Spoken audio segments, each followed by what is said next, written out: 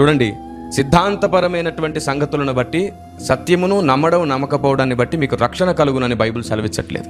యేసు రక్తములో మనకు రక్షణ ఉన్నది.